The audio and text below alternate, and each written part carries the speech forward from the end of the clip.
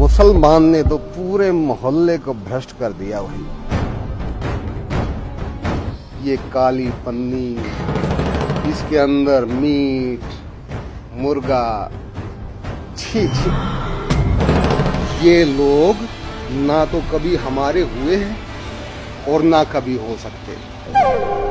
मेरी मानो 10-20 लोग इकट्ठे हो जाओ, अपने लोग इकट्ठे कर लो, इनको इनकी औकात न दिखा दी तो हमें कह देना। अगर तुम 10-20 आदमी इकट्ठे हो गए तो उसके पीछे हजारों तलवारें हमारी होंगी।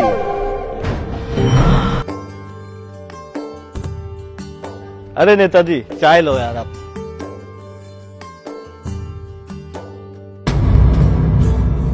अरे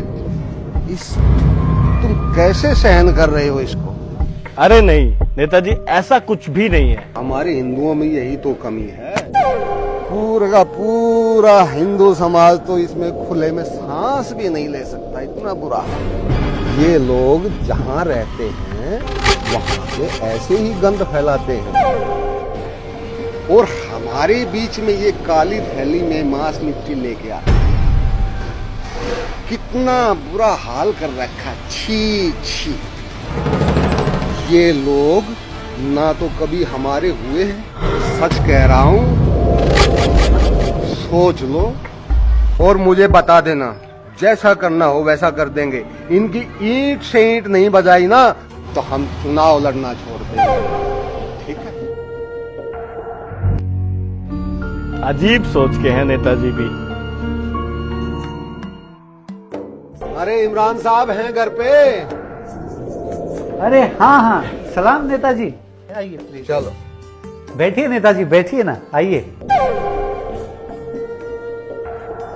बैठ तो गया इमरान, जब मैंने देखा तुम्हारे साथ तो यार यहाँ बहुत बुरा हो रहा है। ऐसा क्या हुआ नेताजी? अरे नहीं, हम देखते हैं।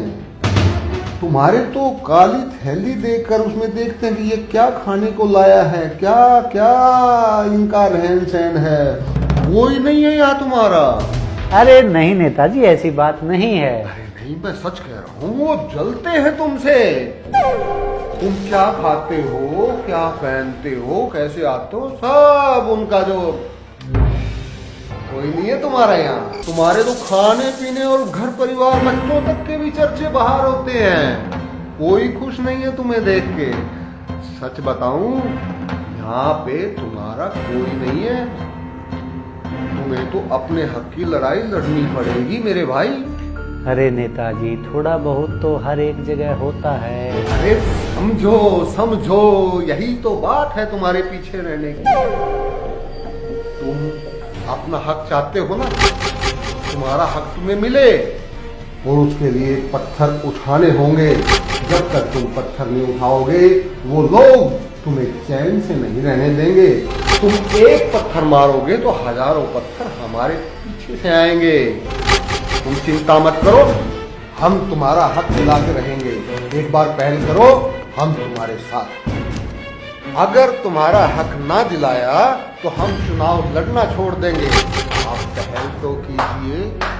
वाह नेताजी वाह, एक एक लाइन रट कर आए हो। हाँ, बहुत मेहनत लगी होगी ना सारे डायलॉग याद करने में। हाँ? अरे बैठो ना पंडित जी, बैठो, आप भी आओ। अरे इमरान भाई, अभी अभी नेताजी मुझे भी यही सब समझा कर आए थे। मैं चलता हूँ। अरे कहाँ चले नेताजी, बैठो बैठो, अभी तो बात शुरू हुई है। मैं समझा नहीं पंडित जी। नेताजी मेरे पास से अभी भी आए, यही सारी बातें समझा कर।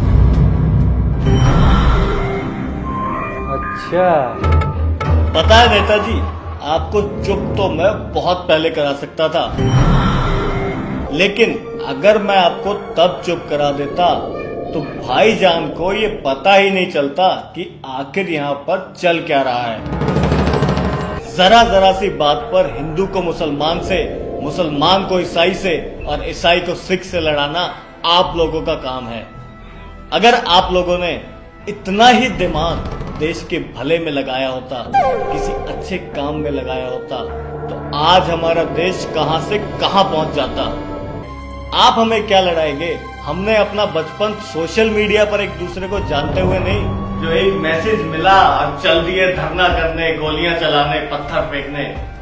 हमने तो साथ में बैठकर चप्पलें उतार कर एक ही आंगन में महाभारत, रामायण और अलिफ लैला देखी है। आप क्या जानोगे हमारी दोस्ती को? नहीं नहीं, मेरा ऐसा कोई मतलब नहीं। मतलब तो आपका हम समझ ही गए। अच्छा तो इमरान साहब, मैं चलता हूँ। ऐसे कैसे जाएंगे?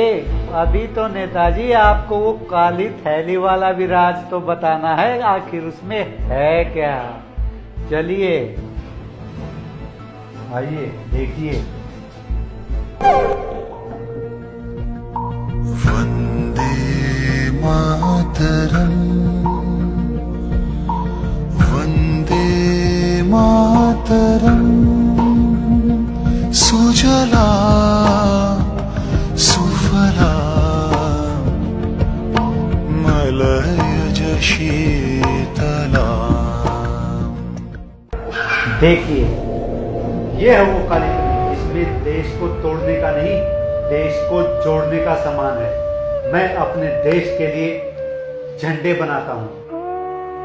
मेरे देश का स्वाभिमान, मेरे देश का अभिमान, और मुझे जय हिंद और भारत माता की जय कहने में शर्म महसूस नहीं होती, क्योंकि मेरे लिए केसरिया और हरे में कोई फर्क नहीं है।